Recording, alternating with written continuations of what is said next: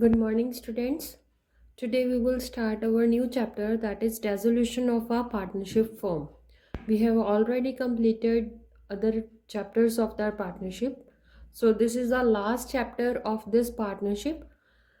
It means when we dissolve the firm, okay, when the partnership among all the partners are dissolved in the firm. Okay, when the firm is dissolved, at that time all assets of the firm are sold, because the firm is going to dissolve. There is no existence of the firm afterwards, so all the partners have to sold out the assets of the firm, and the liabilities are to be paid. Okay, or we can say the settlement of the liabilities. Any balance is paid to the partners. ਜੇ ਕੋਈ ਵੀ balance ਬਚਦਾ, ਜਦੋਂ ਆਪਣੇ assets ਆਪਾਂ solved ਕਰਤੀਆਂ, ਆਪਣੀਆਂ liabilities ਆਪਾਂ ਪੇ ਕਰਤੀਆਂ, ਤਾਂ ਜਦੋਂ ਕੋਈ ਵੀ ਆਪਣਾ balance ਬਚੂਗਾ, that is to be paid to the partners. If any shortfall, मतलब जे अपने कोल अमाउंट घट आ एंड ਆਪਾਂ ਕੋਈ ਆਊਟਸਾਈਡ ਲਾਇਬਿਲਿਟੀ ਹਜੇ ਪੇ ਕਰਨੀ ਆ, that is to be paid by the partners from their private assets. Okay, this is the dissolution of our partnership firm. So first of all, we will do the difference between the dissolution of firm and dissolution of partnership. Okay, these two are different things. You might be confused in it, so that's why I have to explain it. These type of question may be asked by the practical examiner or in the exam also. Okay, these differences are very much important. So first is, it means of closure of firm and end of business relationship among all partners. So dissolution of firm means this is a closure of firm. ਜਦੋਂ firm ਹੀ close ਹੋ ਗਈ ਤਾਂ partnership ਦੇ ਵਿੱਚ ਜਿਹੜੇ partners ਦਾ relation ਸੀਗਾ ਉਹ ਵੀ ਖਤਮ ਹੋ ਜਾਏਗਾ. But dissolution of partnership doesn't mean the closure of firm. ਉੱਥੇ ਸਿਰਫ partnership ਖਤਮ ਹੋਈ ਹੈ, firm ਨਹੀਂ close ਹੋਈ ਹੈਗੀ. ਠੀਕ ਹੈ, ਉਹਨਾਂ ਦਾ ਰਿਲੇਸ਼ਨਸ਼ਿਪ ਆ ਜਿਹੜਾ ਉਹ ਚੇਂਜ ਹੋ ਗਿਆ, ਬਟ ਫਰਮ ਆ ਜਿਹੜੀ ਕੰਟੀਨਿਊ ਕਰ ਰਹੀ ਆ. Second is court's intervention, either voluntary ਔਰ compulsory by order of court. Firm ਆ ਜਿਹੜੇ ਵੋਲੰਟਰੀਲੀ ਵੀ ਕਲੋਜ਼ ਹੋ ਸਕਦੀ ਆ, ਕੋਰਟ ਦੇ ਆਰਡਰ ਨਾਲ ਵੀ ਕਲੋਜ਼ ਹੋ ਸਕਦੀ ਆ.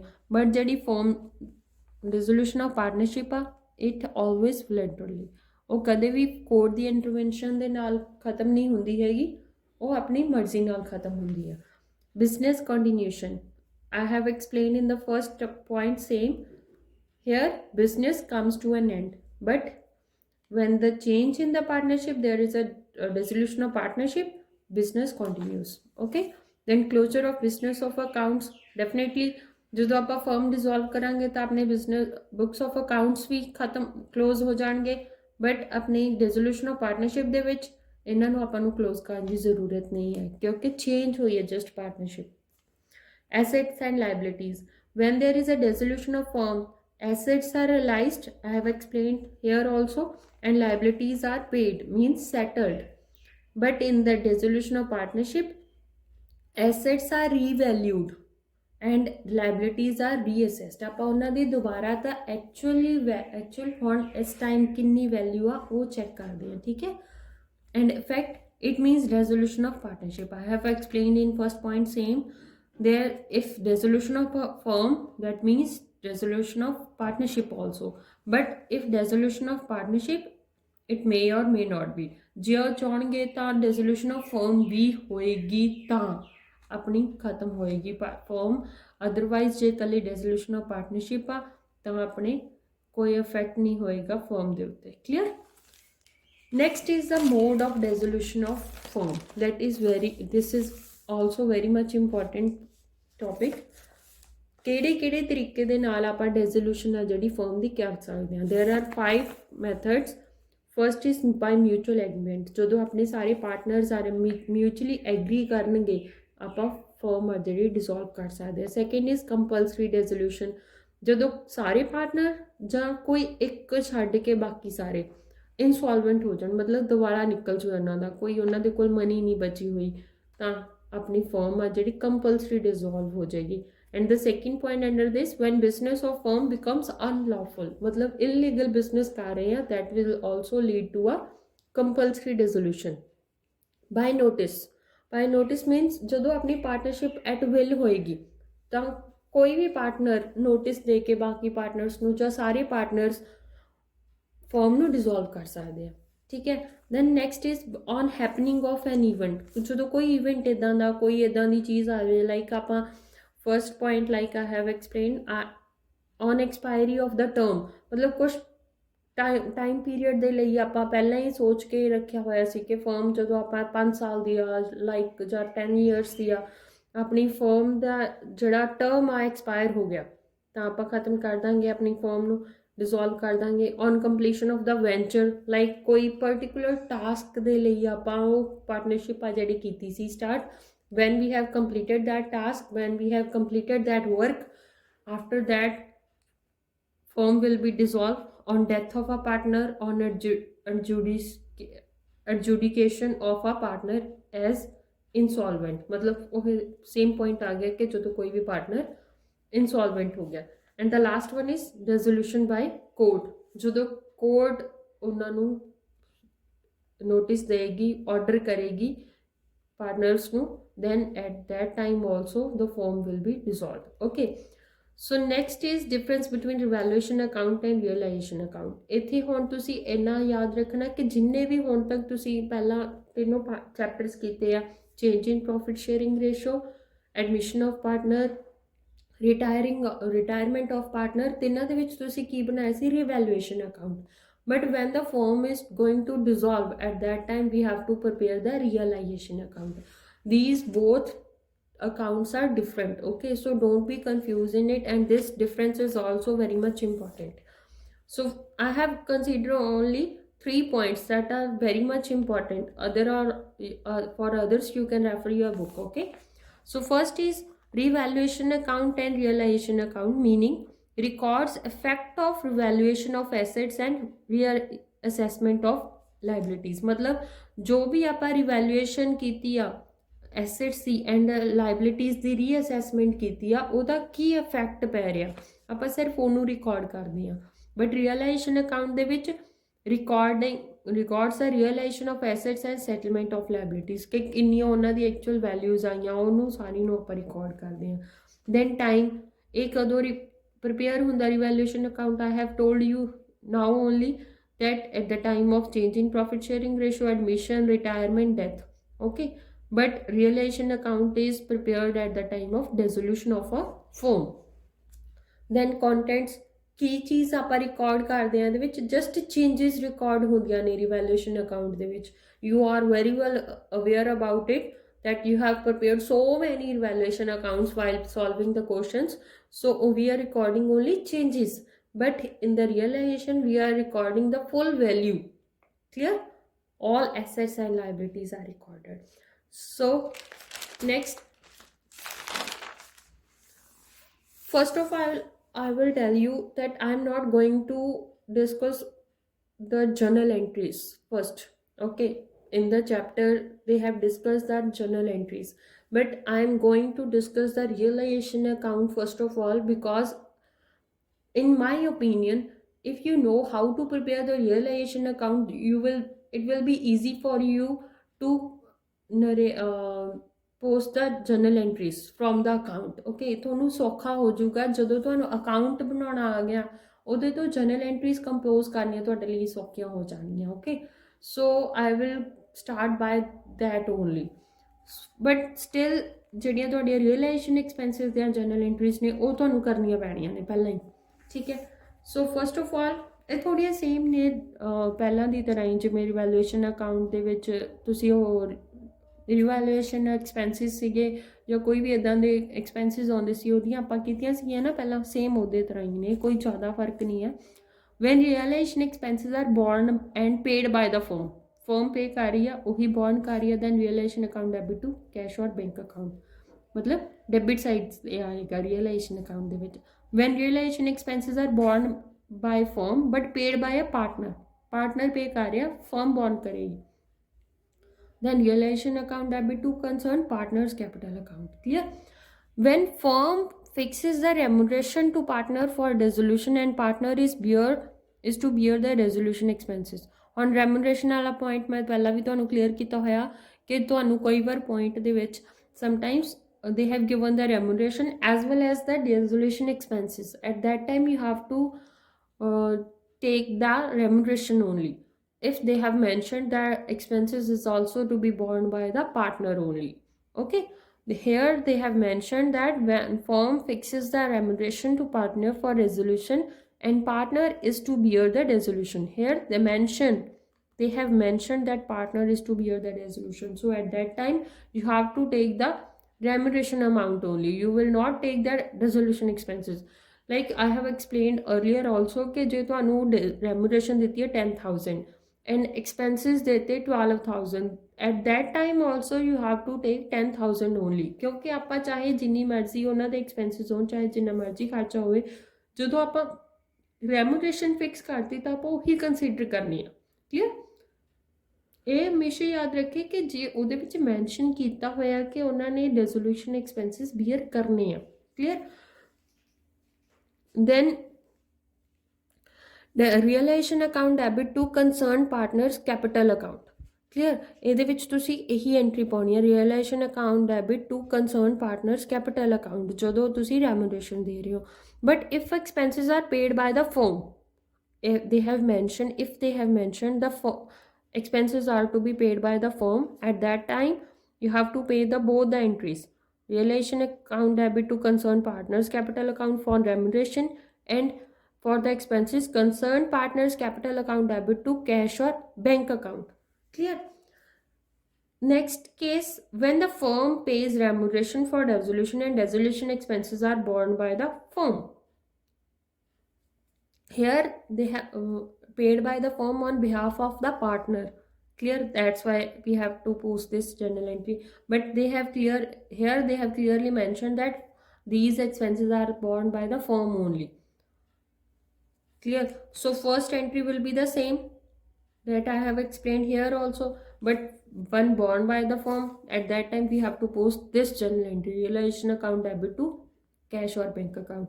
For remuneration ਆਪਾਂ ਹੀ entry ਪਾਉਣੀ ਆ, but ਜੇ ਉਹ partner ਬੌਂਡ ਨਹੀਂ ਕਰ ਰਿਹਾ, ਫਰਮ ਬੌਂਡ ਕਰ ਰਹੀ ਆ ਐਕਸਪੈਂਸਿਸ, ਤਾਂ ਆਪਾਂ ਆ ਐਂਟਰੀ ਵੀ ਨਾਲ ਪਾਵਾਂਗੇ. ਕਲੀਅਰ?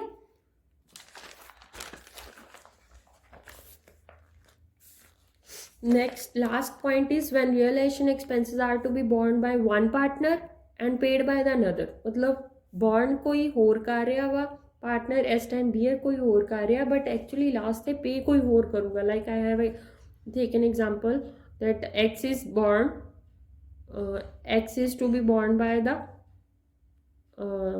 X ਆ ਜਿਹੜਾ ਬੌਂਡ ਕਰੂਗਾ ਐਕਸਪੈਂਸਿਸ ਐਂਡ Y ਆ ਜਿਹੜਾ ਪੇ ਕਰੂਗਾ. ਤਾਂ ਉੱਥੇ ਜਨਰਲ ਐਂਟਰੀ ਕੀ ਹੋਏਗੀ, ਜਿਹੜਾ ਪਾਰਟਨਰ ਬੀਅਰ ਕਰ ਰਿਹਾ ਉਹਨੂੰ ਆਪਾਂ ਡੈਬਿਟ ਕਰ ਦਾਂਗੇ, ਜਿਹੜਾ ਪੇ ਕਰ ਰਿਹਾ ਵਾ ਐਟ ਦ ਮੋਮੈਂਟ ਉਹਨੂੰ ਆਪਾਂ ਕ੍ਰੈਡਿਟ ਕਰ ਦਾਂਗੇ. Clear? So I will take one example from your book to explain the realisation account. ਪਹਿਲਾਂ ਚੰਗੀ ਤਰ੍ਹਾਂ ਇਹਨੂੰ ਸਮਝ ਲਓ ਕਿ ਕਰਨਾ ਕਿਵੇਂ ਆ. ठीक है? One example I have taken and one question I will explain. First of all, in this question the balance sheet is given. Okay, Shanti and Satya, two partners are there, 4:1 is ratio. This is the balance sheet. On the above date firm was dissolved. From here you can comes to know that this question is of dissolution of firm. From the dissolution of firm, Shanti took over 40% of the stock and 10% less than its book value, and the remaining stock was sold for 40,000. ठीक है? ਹੁਣ ਇੱਥੇ ਤੁਹਾਨੂੰ ਉਹਨਾਂ ਨੇ adjustments ਦੇਤੀਆਂ. ਹੁਣ ਤੁਸੀਂ ਸਭ ਤੋਂ ਪਹਿਲਾਂ ਕੀ ਕਰਨਾ, ਇਹਨੂੰ ਰੀਡ ਨਹੀਂ ਕਰਨਾ ਹੈਗਾ. You have to prepare the realisation account.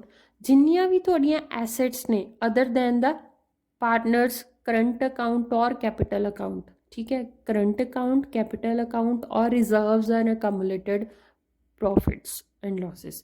ठीक है, जिन्नियां चीज़ां तुहाडियां एसेट सारियां लै लैणियां ने एंड आउटसाइड लाइबिलिटीज़ कंसिडर करनियां ने, ਉਹ ਸਾਰੀਆਂ ਦਾ ਤੁਸੀਂ क्रॉस बना देना लाइक एसेट्स ने जिहड़ियां बैंक नूं नहीं लेना तुसी बैंक अकाउंट अलग तो बनदा so that's why we should also not consider cash और bank account so debtor stock furniture and machinery ये तुसी इहदा क्रॉस बनाना सब तो पहले इत्थे एसेट्स ने इनू तुसी डेबिट साइड ते लिख देना ठीक है दैन तुहाडे कोल जिहड़ी creditors is a outside liability कली क्रेडिटर्स ही है ना इनू तुसी इधर लिख लिया क्रॉस बन गया ठीक है उस तो बाद देखो तुसी सेम आ चारों लिखियां ने एज इट इज़ लिख देनियां ने सेम 45,000 एज इट इज़ आ गया क्लीयर हुण तुसी की करना you have to read these adjustments हुण उन्होंने कहा Shanti took over 40% of the stock at 10% less than its book value हुण 40% ऑफ द स्टॉक है 40% दे विच मतलब हुण मैं तुहानूं एक्सप्लेन कर देनी है नाल दी नाल ठीक है कि जिन्ना भी तुहाडा स्टॉक है लाइक तुहाडे कोल स्टॉक सीगा 85,000 ਦਾ 40% ਆ ਜਿਹੜਾ ਉਹਨੇ ਕਿੰਨੇ ਦਾ ਉਹਨੇ ਲਿਆ 10% ਦੈਨ ਇਟਸ ਬੁੱਕ ਵੈਲਿਊ ਮਤਲਬ 40% ਆ ਗਿਆ ਤੁਹਾਡਾ 34,000 ਦਾ ਠੀਕ ਹੈ ਇਦਾਂ ਹੀ ਤੁਸੀਂ ਨਾਲ ਦੀ ਨਾਲ ਸੋਲਵ ਕਰਕੇ ਦੇਖੋ ਨਾ ਤਾਂ ਹੀ ਤੁਸੀਂ ਇੱਥੇ ਕਰ ਸਕਦੇ ਹੋ ਠੀਕ ਹੈ ਕਿਹਨੇ ਟੇਕ ਓਵਰ ਕੀਤਾ ਸ਼ਾਂਤੀ ਨੇ ਤਾਂ 34,000 ਬਣ ਗਿਆ 40% ਲੈਸ 10% ਲੈਸ ਦੈਨ ਦਾ ਬੁੱਕ ਵੈਲਿਊ ਆ ਤਾਂ ਤੁਹਾਡੀ ਬੁੱਕ ਵੈਲਿਊ ਆਈ ਹੈ ਦੈਨ 3400 ਲੈਸ ਕਰਕੇ ਉਹਨੇ 30,600 ਤੇ ਸ਼ਾਂਤੀ ਨੇ ਟੇਕ ਓਵਰ ਕਰ ਲਿਆ ਠੀਕ ਹੈ so next and the remaining stock ਵਾਜ ਸੋਲਡ ਫॉर 40,000 ਹੁਣ ਆ ਜਿਹੜਾ ਰਿਮੇਨਿੰਗ ਸਟਾਕ ਆ ਇਹ ਉਹਨੇ ਸੇਲ ਕੀਤਾ ਵਾ ਤਾਂ ਉੱਥੇ ਕੀ ਆ ਜਾਏਗਾ ਉੱਥੇ ਆਪਾਂ ਪੇਮੈਂਟ ਕਰਾਂਗੇ ਸੋ 85,600 ਆ ਜਿਹੜਾ ਤੁਹਾਡਾ ਇਹ टू पार्ट्स ਵਿੱਚ डिवाइड हो गया एक तो हो गया ਤੁਹਾਡਾ 40% that is equal to 34,000 and the remaining stock आ ਜਿਹੜਾ बाकी कितना बच गया that will be this one ठीक है ये बच गया ये 34,000 ਦੇ ਵਿੱਚੋਂ ਆਪਾਂ 3400 ਮਾਈਨਸ ਕੀਤਾ ਸੀ 30,600 ਸ਼ਾਂਤੀ ਨੇ ਲਿਆ ਐਂਡ ਬਾਕੀ ਦਾ ਜਿੰਨੇ ਦਾ ਵੀ ਹੋਵੇ ਇੱਥੇ ਕੋਈ ਇੰਨਾ ਜ਼ਰੂਰੀ ਨਹੀਂ ਹੈ ਕਿ ਇਹਨੂੰ ਕੈਲਕੂਲੇਸ਼ਨ ਕਰਨੀ ਆ ਇਹ ਆਪਣਾ ਕੈਸ਼ ਦੇ ਵਿੱਚ ਸੇਲ ਹੋਇਆ ਠੀਕ ਹੈ ਦੈਨ ਫਰਨੀਚਰ ਰਿਲਾਈਜ਼ ਇਹ ਵੀ ਤੁਹਾਡਾ ਕੈਸ਼ ਦੇ ਵਿੱਚ ਹੀ ਜਾਏਗਾ then unrecorded investment sold for machinery sold at a loss of ਹੁਣ ਮਸ਼ੀਨਰੀ ਦੇ ਲਈ ਵੀ ਤੁਸੀਂ ਕੀ ਕਰੋਗੇ ਇਹ ਤੁਹਾਡਾ ਫਰਸਟ ਡੇ ਹੋ ਗਿਆ working note then second machinery ਸੀਗੀ ਤੁਹਾਡੀ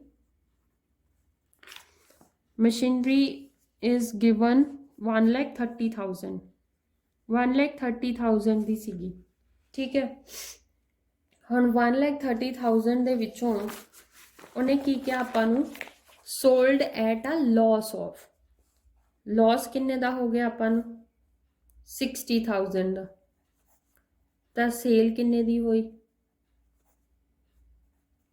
70,000 और कितने पा देना कैश के क्लीयर हम तो ये क्लीयर हो गया पॉइंट दैन डेटर्स रिलाइज सीधा सेल दे विच आएगा there was an outstanding bill ये भी आप सीधा कैश के विच ही पावांगे ठीक है जो किसी पार्टनर ने टेक ओवर किया तो उत्थे आप पार्टनर का नेम लिखना okay so I have explain this how you have to do this calculations so सब तो पहला तुसी इत्थे assets liabilities as it is लिख लिया हुण आपां एडजस्टमेंट्स नूं सॉल्व कर लिया हुण जिथे तुसी एसेट्स पाईयां ने ਇਹ ਐਸੈਟਸ ਨੂੰ ਦੁਬਾਰਾ ਤੋਂ ਕ੍ਰਾਸ ਬਣਾਉਣਾ ਠੀਕ ਹੈ ਇਹ ਹੁਣ ਐਸੈਟਸ ਆਪਾਂ ਡੈਬਿਟ ਸਾਈਡ ਤੇ ਪਾਈਆਂ ਸੀ ਹੁਣ ਇੱਧਰ ਕ੍ਰੈਡਿਟ ਸਾਈਡ ਤੇ ਆ ਜਾਣਗੀਆਂ ਹੁਣ ਆ ਕ੍ਰੈਡਿਟਰਸ ਕੀ ਸੀ ਤੁਹਾਡੀ ਲਾਇਬਿਲਿਟੀ ਸੀ ਇਹਦੀਆਂ ਪੇਮੈਂਟਸ ਆ ਜਿਹੜੀਆਂ ਤੁਹਾਡੀਆਂ ਡੈਬਿਟ ਸਾਈਡ ਤੇ ਹੋਣਗੀਆਂ ਠੀਕ ਹੈ ਮੀਨਸ 2 ਟਾਈਮਸ ਆ ਜਿਹੜਾ ਰੀਅਲਾਈਜੇਸ਼ਨ ਦੇ ਵਿੱਚ ਕ੍ਰਾਸ ਬਣਦਾ ਹੈ ਠੀਕ ਹੈ ਸਭ ਤੋਂ ਪਹਿਲਾਂ ਆਪਾਂ ਬੈਲੈਂਸ ਸ਼ੀਟ ਤੋਂ ਰੀਅਲਾਈਜੇਸ਼ਨ ਚ ਦੈਨ ਰੀਅਲਾਈਜੇਸ਼ਨ ਤੋਂ ਐਡਜਸਟਮੈਂਟਸ ओके सो हम सब तो पहला अपनी शांति ने टेक ओवर किया 30,600 I have shown you how to calculate it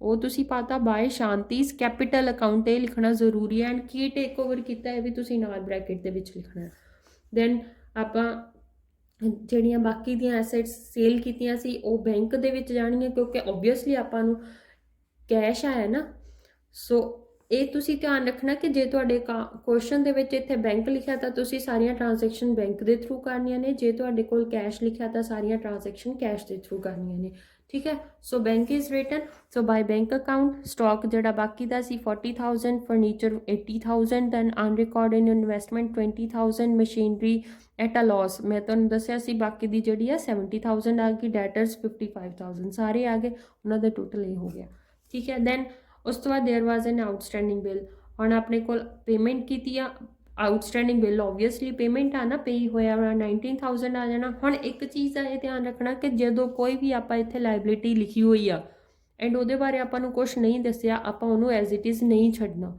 we have to pay the liability, ਠੀਕ ਹੈ। ਐਸੈਟ ਜੇ ਉਹਦੇ ਬਾਰੇ ਕੁਛ ਨਹੀਂ ਦੱਸਣਾ ਉਹਨੂੰ ਤੁਸੀਂ ਇੱਦਾਂ ਹੀ ਛੱਡ ਦੇਣਾ ਵਾ, but if the liability is there that liability you have to pay it, ਸੋ ਕ੍ਰੈਡੀਟਰਸ ਜਿੰਨੇ ਹੈਗੇ ਉਹ ਬੁੱਕ ਵੈਲਿਊ ਦੇ ਨਾਲ ਹੀ ਤੁਸੀਂ ਇੱਥੇ ਲਿਖ ਕੇ ਪੇਮੈਂਟ ਕਰ ਦੇਣੀ ਹੈ, ਠੀਕ ਹੈ। ਇਹ ਤੁਹਾਡੇ ਕੋਲ ਕੰਪਲੀਟ ਹੋ ਗਿਆ। ਹੁਣ ਜਿਹੜਾ ਤੁਹਾਡਾ ਬੈਲੈਂਸ ਆਏਗਾ either here if it is comes on the debit side that will be a profit, now this is a loss, ਉਹ ਤੁਸੀਂ ਆਪਣੀ ਜੋ ਰੇਸ਼ੋ ਦਿੱਤੀ ਹੋਈ ਆ 4:1 ਉਹਦੇ ਵਿੱਚ ਡਿਵਾਈਡ ਕਰ ਦੇਣਾ, clear, that's all.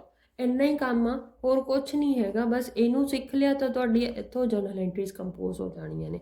So now I will take question from your book, question number 21, ਠੀਕ ਹੈ। Question number 21, let's solve it.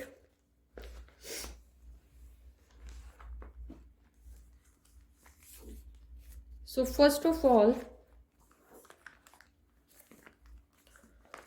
Shilpa, Meena and Nanda are partners decided to dissolve the partnership on 31st March 2018. Profit sharing ratio 3:1. 3 partners are there. 3:1 is a ratio. They have given the balance sheet. ठीक है, ਹੁਣ ਆ ਤੁਹਾਡੇ ਕੋਲ adjustments ਦਿੱਤੀਆਂ ਹੋਈਆਂ ਨੇ। ਸਭ ਤੋਂ ਪਹਿਲਾਂ ਮੈਂ ਤੁਹਾਨੂੰ ਕੀ ਸਮਝਾਇਆ ਸੀ ਕਿ ਜਿੰਨੀਆਂ ਵੀ ਤੁਹਾਡੀਆਂ ਐਸੈਟਸ ਨੇ other then cash and capital accounts ਜਾਂ ਜੋ ਵੀ ਤੁਹਾਡੇ ਰਿਜ਼ਰਵਸ ਆ ਉਹਨਾਂ ਤੋਂ ਬਿਨਾਂ ਤੁਸੀਂ ਸਾਰੀਆਂ ਪਹਿਲਾਂ ਇਹਦੀ ਇਹਨਾਂ ਨੂੰ ਟ੍ਰਾਂਸਫਰ ਕਰ ਦੇਣਾ, ਟ੍ਰਾਂਸਫਰ ਹੁੰਦੇ ਠੀਕ ਹੈ। Land, stock and debtors as it is ਤੁਸੀਂ ਇੱਥੇ ਟ੍ਰਾਂਸਫਰ ਕਰਦੇ to sundry assets, land, stock and debtors, ਠੀਕ ਹੈ। ਉਸ ਤੋਂ ਬਾਅਦ ਇੱਧਰ ਦੇਖੋ ਤੁਸੀਂ, ਹੁਣ ਤੁਹਾਡੇ ਕੋਲ ਕੈਪੀਟਲ ਅਕਾਊਂਟਸ ਤੇ ਉਹ ਨਹੀਂ ਲੈਣੇ। Bank loan, bank loan is a outside liability, ਇਹ ਤੁਸੀਂ ਬਾਏ ਬੈਂਕ ਲੋਨ ਲਿਖ ਦੇਣਾ। ਦੈਨ ਕ੍ਰੈਡੀਟਰਸ, ਦੈਨ ਉਸ ਤੋਂ ਬਾਅਦ ਇੱਕ ਚੀਜ਼ ਦਾ ਧਿਆਨ ਰੱਖਣਾ, ਜੇ ਸਮਟਾਈਮਸ ਆਪਾਂ ਨੂੰ ਡੈਟਰਸ ਦੇ ਨਾਲ ਪ੍ਰੋਵੀਜ਼ਨ ਦਿੱਤੀ ਹੁੰਦੀ ਆ, ਔਰ ਇੱਥੇ ਤੁਸੀਂ ਇੱਥੇ ਤਾਂ ਚਲੋ ਮੈਂਸ਼ਨ ਹੀ ਉਹਨਾਂ ਨੇ ਆਪੋਜ਼ਿਟ ਸਾਈਡ 'ਤੇ ਕੀਤੇ ਆ, ਸਮਟਾਈਮਸ ਤੁਹਾਡੇ ਕੋਲ ਡੈਟਰਸ ਦੇ ਵਿੱਚੋਂ ਮਾਈਨਸ ਕੀਤਾ ਹੁੰਦਾ ਤਾਂ ਫੁੱਲ ਡੈਟਰਸ ਆ ਜਿਹੜੇ ਤੁਸੀਂ ਇੱਥੇ ਲੈਣੇ ਹੁੰਦੇ ਆ, and provision we should write it here, ਠੀਕ ਹੈ। So provision also we should write. General reserve ਆਪਾਂ ਨਹੀਂ ਲਿਖਾਂਗੇ, ਕਿਉਂ? ਕਿਉਂਕਿ ਜਨਰਲ ਰਿਜ਼ਰਵ ਨੂੰ ਆਪਾਂ ਪਾਰਟਨਰਸ ਕੈਪੀਟਲ ਅਕਾਊਂਟ ਦੇ ਵਿੱਚ ਡਿਵਾਈਡ ਕਰ ਦਿੰਦੇ, ਟ੍ਰਾਂਸਫਰ ਕਰ ਦਿੰਦੇ ਨਾ ਪਾਰਟਨਰਸ ਨੂੰ in old ratio, that's why we should not write the general reserve.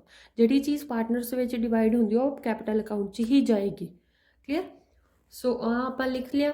Then ਉਸ ਤੋਂ ਬਾਅਦ ਹੁਣ ਤੁਸੀਂ ਦੇਖੋ ਸ਼ਿਲਪਾ, ਮੀਨਾ, ਨੰਦਾ, ਹੁਣ ਇਹਨਾਂ ਤਿੰਨਾਂ ਦੇ ਵਿੱਚ ਆਪਾਂ ਨੂੰ ਕੀ ਦੱਸਿਆ ਹੋਇਆ, ਐਡਜਸਟਮੈਂਟਸ ਕੀ ਨੇ। The stock of value of 41,660 are taken over by Shilpa for 35,000. So I have done the working notes, already did the working notes. Stock of value of 41,660, ਹੁਣ ਪਰ total stock ਕਿੰਨਾ ਆਪਣੇ ਕੋਲ 56,760, 56,760, ਉਹਦੇ ਵਿੱਚੋਂ ਕਿੰਨੇ ਦੀ ਗੱਲ ਕਰ ਰਿਹਾ ਉਹ 41,660 ਦੀ ਗੱਲ ਕਰ ਰਿਹਾ, ਉਹਨੇ ਕਿੰਨੇ ਦਾ ਟੇਕ ਓਵਰ ਕਰ ਲਿਆ 35,000 ਦਾ, ਠੀਕ ਹੈ। ਆਪਾਂ ਨੂੰ ਕੋਈ ਮਤਲਬ ਨਹੀਂ ਲਾਸ ਪ੍ਰੋਫਿਟ ਕਿੰਨਾ ਹੋਇਆ, ਆਪਾਂ ਨੂੰ ਲਾਸਟ ਅਮਾਊਂਟ ਤੇ ਮਤਲਬ ਹੁੰਦਾ ਕਿ ਆਪਾਂ ਨੂੰ ਕਿੰਨੀ ਮਨੀ ਆ ਰਹੀ ਹੈ, ਠੀਕ ਹੈ। ਸੋ 35,000 ਤੇ ਕੰਸੀਡਰ ਹੋ ਗਿਆ, ਆਪਾਂ ਇਹਨੂੰ ਕੰਸੀਡਰ ਕਰਾਂਗੇ। ਦੈਨ ਬਾਕੀ ਦਾ ਜੋ ਬਚਿਆ ਉਹਨੂੰ ਉਹਨਾਂ ਨੇ ਕਿਹਾ that she agreed to discharge bank loan also, ਚਲੋ ਉਹ ਆਪਾਂ ਉਧਰ ਪਾ ਦਾਂਗੇ। Then remaining stock was sold at 14,000, so ਬਾਕੀ ਦਾ ਜਿਹੜਾ ਸਟਾਕ ਆ ਆਪਾਂ ਕਿੰਨੇ ਦਾ ਵੇਚਤਾ 14,000 ਦਾ, ਠੀਕ ਹੈ। Then debtors amounting to 10,000 realised 8,000। ਹੁਣ ਨੈਕਸਟ ਆ ਗਈ ਗੱਲ ਡੈਟਰਸ ਦੀ, ਡੈਟਰਸ ਸੀਗੇ ਤੁਹਾਡੇ 18,600, ਉਹਦੀ ਵਿੱਚੋਂ ਉਹ 10,000 ਦੀ ਗੱਲ ਕਰ ਰਿਹਾ, 10,000 ਆਪਾਂ ਕਿੰਨੇ ਦੇ ਰਿਲਾਈਜ਼ ਕੀਤੇ ਆ 8,000 ਦੇ। ਹੁਣ ਇੱਥੇ ਕਿਸੇ ਦਾ ਨੇਮ ਨਹੀਂ ਹੈ, that means we should consider cash. ਹੁਣ ਮੈਂ ਕੈਸ਼ ਕਿਉਂ ਲੈ ਰਹੀ ਹਾਂ, ਬੈਂਕ ਕਿਉਂ ਨਹੀਂ ਲਿਆ, ਕਿਉਂਕਿ ਇੱਥੇ ਕੈਸ਼ ਲਿਖਿਆ ਹੋਇਆ, ਸਾਰੀਆਂ ਟ੍ਰਾਂਜੈਕਸ਼ਨਸ ਤੁਸੀਂ ਕੈਸ਼ ਦੇ ਥਰੂ ਪਾਉਣੀਆਂ ਨੇ। ਸੋ 8,000 ਦੈਨ ਹੁਣ ਬਾਕੀ ਤਾਂ ਕਹਿੰਦੇ the remaining debtors realise 50% at their book value. ਹੁਣ ਬਾਕੀ ਦੇ ਕਿੰਨੇ ਬਚੇ ਆਪਣੇ 8600, 50% ਕਿੰਨਾ ਹੋਗਾ 4300, ਸੋ ਕੀ ਹੋਏਗਾ cash. clear? So now we will prepare the realization account। ਆਪਾਂ ਟ੍ਰਾਂਸਫਰ ਕਰਤੇ ਸੀ, ਹੁਣ ਆਪਣੇ ਕੋਲ ਸ਼ਿਲਪਾ ਨੇ ਆਪਾਂ ਨੂੰ ਕਿਹਾ ਹੈ ਇੱਥੇ specially agree to discharge bank loan. So ਆਪਾਂ ਟੂ ਸ਼ਿਲਪਾਸ ਕੈਪੀਟਲ ਅਕਾਊਂਟ, ਹੁਣ ਇੱਥੇ ਲਾਇਬਿਲਿਟੀ ਆਪਾਂ ਇੱਥੇ ਕ੍ਰੋਸ ਬਣਾਵਾਂਗੇ ਨਾ ਇੱਦਾਂ, ਤਾਂ ਇਹ 20,000 ਐਜ਼ ਇਟ ਇਜ਼ ਲਿਖ ਦਾਂਗੇ। ਦੈਨ ਆਪਣੇ ਕੋਲ ਹੁਣ ਕੈਸ਼ ਦੇ ਵਿੱਚ ਆਪਾਂ ਸਟਾਕ ਡੈਟਰਸ 2 ਵਾਰ ਆਪਾਂ ਅਲੱਗ-ਅਲੱਗ ਕੰਸੀਡਰ ਕੀਤੇ ਸੀ। ਲੈਂਡ ਉਹਨਾਂ ਨੇ ਸਪੈਸ਼ਲੀ ਮੈਂਸ਼ਨ ਕੀਤਾ caste of realisation land is sold for 1,10,000। ਇੱਥੇ ਵੀ ਨੇਮ ਨਹੀਂ ਆ, ਆਪਾਂ ਸਾਰੀਆਂ ਐਸੈਟਸ ਆ ਜਿਹੜੀਆਂ ਕੰਸੀਡਰ ਹੋ ਗਿਆ ਟੋਟਲ ਇੱਥੇ ਪਾਤਾ। Then to by Shilpa's capital account ਜਿਹੜਾ ਉਹਨੇ ਟੇਕ ਓਵਰ ਕੀਤਾ ਸਟਾਕ, ਉਹ ਆਪਾਂ ਇੱਥੇ ਪਾ ਦੇਣਾ। ਠੀਕ ਹੈ, ਦੈਨ ਹੁਣ ਉਹਨਾਂ ਨੇ ਕਿਹਾ ਕਾਸਟ ਆਫ ਰੀਅਲਾਈਜੇਸ਼ਨ ਅਮਾਊਂਟਡ ਟੂ 1,200। ਹੁਣ ਇੱਥੇ ਵੀ ਆਪਾਂ ਨੂੰ ਕੁਝ ਨਹੀਂ ਮੈਂਸ਼ਨ ਕੀਤਾ ਹੋਇਆ, ਤਾਂ ਫਰਮ ਹੀ ਬੀਅਰ ਕਰ ਰਹੀ ਹੈ ਐਕਸਪੈਂਸਿਸ ਐਂਡ ਫਰਮ ਹੀ ਪੇ ਕਰ ਰਹੀ ਹੈ। So to cash account realisation expenses 1,200। Then there was a typewriter not recorded in the books worth ₹600 which were taken over by one of the creditors। ਹੁਣ ਜਦੋਂ ਇੱਕ ਚੀਜ਼ ਦਾ ਧਿਆਨ ਰੱਖਣਾ, ਜਦੋਂ ਕੋਈ ਵੀ ਐਸੈਟ ਕੋਈ ਵੀ ਕ੍ਰੈਡੀਟਰ ਜਾਂ ਕੋਈ ਵੀ ਲਾਇਬਿਲਿਟੀ ਦੇ ਵਿੱਚ ਆਪਾਂ ਟੇਕ ਓਵਰ ਕਰਦੇ ਆ, ਤਾਂ ਨਾ ਉਹਨੂੰ ਇੱਧਰ ਕੰਸੀਡਰ ਕਰਨਾ ਹੁੰਦਾ ਨਾ ਇੱਧਰ ਕਰਨਾ ਹੁੰਦਾ। ਸੋ 6,000 ਦਾ ਉਹਨੇ ਕ੍ਰੈਡੀਟਰ ਟਾਈਪਰਾਈਟਰ ਆ ਜਿਹੜਾ ਟੇਕ ਓਵਰ ਕਰ ਲਿਆ ਸੀ, ਤਾਂ ਆਪਣੇ ਕ੍ਰੈਡੀਟਰ ਸੀਗੇ 37,000। 6,000 ਆਪਾਂ ਮਾਈਨਸ ਕਰਕੇ ਬਾਕੀ ਦੀ ਕ੍ਰੈਡੀਟਰਸ ਪੇ ਕਰਾਂਗੇ ਨਾ 31,000 ਨੂੰ ਆਪਾਂ ਇੱਥੇ ਕਰ ਦਾਂਗੇ। ਠੀਕ ਹੈ, ਸੋ ਹੁਣ ਆਪਣੇ ਕੋਲ ਬੈਲੈਂਸ ਕਿੰਨਾ ਆ ਗਿਆ 20,940। ਉਹਨੂੰ ਆਪਾਂ ਰੇਸ਼ੋ ਦੇ ਵਿੱਚ ਡਿਵਾਈਡ ਕਰਤਾ ਪਾਰਟਨਰਸ ਦੇ ਵਿੱਚ। Clear? It is very much easy, don't feel any confusion. ਜੇ ਕੋਈ ਹੁੰਦੀ ਵੀ ਆ you can ask me any time. So we will prepare the partners capital account. Simple है, कोई प्रॉब्लम नहीं है। जिदा आप रिलेशन अकाउंट बनाया उदा ही आप पार्टनर्स कैपिटल अकाउंट बना देना। ठीक है, सब तो पहला तुसी कंसीडर करोगे तुहाड़ियां कैपिटल्स शिल्पा एंड मीना तुहाडे कोल बाय बैलेंस ब्रॉड डाउन च आण गया। एंड नंदा वा जिहड़ी 23,000 एसेट साइड ते दित्ती है, तो उहनूं तुसी टू बैलेंस ब्रॉड डाउन च लिखोगे। ठीक है, ਉਹਦਾ ਡੈਬਿਟ ਬੈਲੈਂਸ ਗਿਵਨ ਆ। ਹੁਣ ਤੁਹਾਡੇ ਕੋਲ ਜਨਰਲ ਰਿਜ਼ਰਵ ਸੀਗਾ, ਪਹਿਲਾਂ ਤਾਂ ਇਹ ਡਿਵਾਈਡ ਕਰ ਦਿਓ 6,000 4,000 2,000। ਦੈਨ ਰੀਅਲਾਈਜੇਸ਼ਨ ਦਾ ਤੁਹਾਡਾ ਪ੍ਰੋਫਿਟ ਆਇਆ ਸੀ ਜਿਹੜਾ, ਉਹ ਤੁਸੀਂ ਪੋਸਟ ਕਰ ਦੇਣਾ। ਦੈਨ ਉਸ ਤੋਂ ਬਾਅਦ ਤੁਸੀਂ ਕੀ ਦੇਖਣਾ ਹੈ, ਇੱਥੇ ਤੁਸੀਂ ਆਪਣਾ ਰੀਅਲਾਈਜੇਸ਼ਨ ਅਕਾਊਂਟ ਦੇਖਣਾ। ਜਿੱਥੇ ਜਿੱਥੇ ਕੋਈ ਕੈਪੀਟਲ ਅਕਾਊਂਟ ਆਇਆ ਉਹਨੂੰ ਉਸੇ ਤਰੀਕੇ ਨਾਲ ਆਪਾਂ ਪੋਸਟ ਕਰ ਦੇਣਾ। ਹੁਣ ਦੇਖੋ ਤੁਹਾਡਾ ਕੈਪੀਟਲ ਅਕਾਊਂਟ ਇੱਥੇ ਆਇਆ ਹੋਇਆ ਬਾਈ ਸ਼ਿਲਪਾਸ ਕੈਪੀਟਲ ਅਕਾਊਂਟ, ਇਹਨੂੰ ਤੁਸੀਂ ਕੀ ਲਿਖੋਗੇ ਉਧਰ कैपिटल अकाउंट ਵਿੱਚ टू ਰੀਅਲਾਈਜੇਸ਼ਨ ਅਕਾਊਂਟਸ ਸਟਾਕ ਪਾ ਕੇ ਸ਼ਿਲਪਾ ਦੇ ਕਾਲਮ ਦੇ ਵਿੱਚ। ਇੱਧਰ ਵੀ ਤੁਹਾਡੇ ਕੋਲ ਟੂ ਸ਼ਿਲਪਾ ਕੈਪੀਟਲ ਅਕਾਊਂਟ ਆ, ਉਧਰ ਕੀ ਲਿਖਾਂਗੇ ਬਾਈ ਰੀਅਲਾਈਜੇਸ਼ਨ ਬੈਂਕ ਲੋਨ। ਠੀਕ ਹੈ, ਐਂਡ ਆ ਤਿੰਨਾਂ ਦੇ ਆਪਾਂ ਆਲਰੇਡੀ ਪੋਸਟ ਕਰਤੇ ਆ। See I have posted to realisation Shilpa 35,000। ਇੱਧਰ ਆ ਜਾਏਗਾ ਤੁਹਾਡੇ ਕੋਲ ਬਾਈ ਰੀਅਲਾਈਜੇਸ਼ਨ ਬੈਂਕ ਲੋਨ 20,000। ठीक है, उस तो बाद ਜਿਹੜਾ ਤੁਹਾਡਾ बैलेंस ਆਉਂਦਾ, ਪਹਿਲਾਂ ਆਪਾਂ ਲਿਖਦੇ ਹੁੰਦੇ ਸੀ टू बैलेंस ब्रॉड डाउन। ਹੁਣ ਇੱਥੇ ਤੁਸੀਂ ਕੈਸ਼ ਅਕਾਊਂਟ ਲਿਖਣਾ, ਬੈਂਕ ਅਕਾਊਂਟ ਲਿਖਣਾ ਜੇ ਤੁਹਾਨੂੰ ਬੈਂਕ ਦੇ ਥਰੂ ਆਪਾਂ ਸਾਰੀਆਂ ਟ੍ਰਾਂਜੈਕਸ਼ਨ ਪੋਸਟ ਕਰ ਰਹੇ ਹਾਂ। ਕੈਸ਼ ਲਿਖਣਾ ਜੇ ਤੁਸੀਂ ਕੈਸ਼ ਦੇ ਥਰੂ ਸਾਰੀਆਂ ਟ੍ਰਾਂਜੈਕਸ਼ਨ ਪੋਸਟ ਕਰ ਰਹੇ ਹੋ। ਜਿੱਧਰ ਵੀ ਤੁਹਾਡਾ ਬੈਲੈਂਸ ਆਉਂਦਾ ਤੁਸੀਂ ਉਧਰ ਬੈਲੈਂਸ ਕਰ ਦੇਣਾ। ਠੀਕ ਹੈ, ਸ਼ਿਲਪਾ ਤੇ ਮੀਨਾ ਦਾ ਇੱਧਰ ਆ ਰਿਹਾ, ਨੰਦਾ ਦਾ ਇੱਧਰ ਆ ਰਿਹਾ, ਆਪਾਂ ਬੈਲੈਂਸ ਕਰਤਾ। ਹੁਣ ਤੁਸੀਂ ਇਹ ਤੁਹਾਡਾ ਬੈਂਕ ਅਕਾਊਂਟ ਬਣਨਾ, ਬੈਲੈਂਸ ਸ਼ੀਟ ਨਹੀਂ ਬਣਦੀ ਹੁੰਦੀ, ਇਹ ਹਮੇਸ਼ਾ ਯਾਦ ਰੱਖਣੀ ਹੈ। Balance sheet we are not preparing in the dissolution account because we are not having any asset or liability. We have already sold out all the assets and we have paid the liabilities, so we are not having any asset or liability, so we are not preparing any balance sheet. So ਇੱਥੇ ਤੁਹਾਡਾ bank account ਆ ਜਿਹੜਾ ਇਹ equal ਹੋਣਾ ਜ਼ਰੂਰੀ ਹੈ। ਠੀਕ ਹੈ, ਸੋ ਸਭ ਤੋਂ ਪਹਿਲਾਂ ਆਪਣੇ ਕੋਲ ਬੈਂਕ ਅਕਾਊਂਟ ਦਾ ਜੋ ਬੈਲੈਂਸ ਦਿੱਤਾ ਹੋਇਆ ਸੀ ਕੈਸ਼ ਦਾ, here we should use cash account. Okay, ਸਾਰੀਆਂ ਟ੍ਰਾਂਜੈਕਸ਼ਨ ਆਪਾਂ ਕੈਸ਼ ਦੇ ਥਰੂ ਕੀਤੀਆਂ ਨੇ। ਸੋ ਕੈਸ਼ ਅਕਾਊਂਟ ਉਹਦਾ ਬੈਲੈਂਸ ਜਿਹੜਾ ਦਿੱਤਾ ਹੋਇਆ 10,840, ਤੁਸੀਂ ਟੂ ਬੈਲੈਂਸ ਬਰੋਡ ਡਾਊਨ ਪਾਤਾ। ਠੀਕ ਹੈ, ਉਸ ਤੋਂ ਬਾਅਦ ਇੰਨਾ ਯਾਦ ਰੱਖਣਾ, ਜਿੱਥੇ ਜਿੱਥੇ ਤੁਸੀਂ ਕੈਸ਼ ਪਾਇਆ ਉਹ ਸਾਰੀਆਂ ਟ੍ਰਾਂਜੈਕਸ਼ਨ ਉਸੇ ਤਰੀਕੇ ਨਾਲ ਪਾ ਦੇਣੀਆਂ ਨੇ। ਹੁਣ ਇੱਥੇ ਤੁਹਾਡੇ ਕੋਲ ਕੈਸ਼ ਆ ਪਾਇਆ ਹੋਇਆ ਸੀ ਬਾਏ ਕੈਸ਼ ਅਕਾਊਂਟ, ਇਹ ਉੱਥੇ ਕੀ ਆ ਜਾਏਗਾ ਟੂ ਰੀਅਲਾਈਜੇਸ਼ਨ ਅਕਾਊਂਟ ਇਹ ਅਮਾਊਂਟ ਦੇ ਨਾਲ। ਦੈਨ ਇਹਦਾ ਕੀ ਆਏਗਾ by realisation account, liabilities pay off ਕੀਤੀਆਂ ਸੀਗੀਆਂ 32,200 ਦੀਆਂ, ਠੀਕ ਹੈ। ਸੋ ਆਈ ਹੈਵ ਪੋਸਟਡ, ਇਹ ਆ ਤੁਹਾਡੀਆਂ ਐਸੈਟਸ, ਇੱਥੇ ਮੈਂਸ਼ਨ ਕਰ ਦਿਆ ਕਰੋ ਐਸੈਟਸ ਰਿਅਲਾਈਜ਼ਡ, ਇਹ ਤੁਸੀਂ ਲਾਇਬਿਲਿਟੀਜ਼ ਪੇ ਆਫ ਕੀਤੀਆਂ ਨੇ, ਠੀਕ ਹੈ। ਹੁਣ ਤੁਸੀਂ ਆ ਜਿਹੜੇ ਤੁਸੀਂ ਇੱਥੇ ਕੈਸ਼ ਅਕਾਊਂਟ ਲਿਖਿਆ, ਇੱਥੇ ਲਿਖ ਦਾਂਗੇ ਆਪਾਂ ਬਾਏ ਸ਼ਿਲਪਾਸ ਕੈਪੀਟਲ ਅਕਾਊਂਟ, ਇਹਦੇ ਲਈ ਆ ਜਾਏਗਾ ਬਾਏ ਮੀਨਾਸ ਕੈਪੀਟਲ ਅਕਾਊਂਟ, ਇਹ ਆ ਜਾਏਗਾ ਟੂ ਨੰਦਾਸ ਕੈਪੀਟਲ ਅਕਾਊਂਟ। ਇਹ ਤੁਹਾਡਾ ਬੈਲੈਂਸ ਆ ਜਿਹੜਾ ਇਕੁਅਲ ਹੋਣਾ ਜ਼ਰੂਰੀ ਆ, clear. So this is all about the realisation account. ਜੋ ਤੁਹਾਡੇ ਟੌਪਿਕਸ ਲੈਫਟ ਹੋ ਗਏ ਆ, ਹਜੇ ਰਹਿੰਦੇ ਆ, ਆਪਾਂ ਡਿਸਕਸ ਕਰਾਂਗੇ ਨੈਕਸਟ ਵੀਡੀਓ 'ਚ ਕਰਾਂਗੇ। ਸੋ if you have face any query you can ask me. Thank you.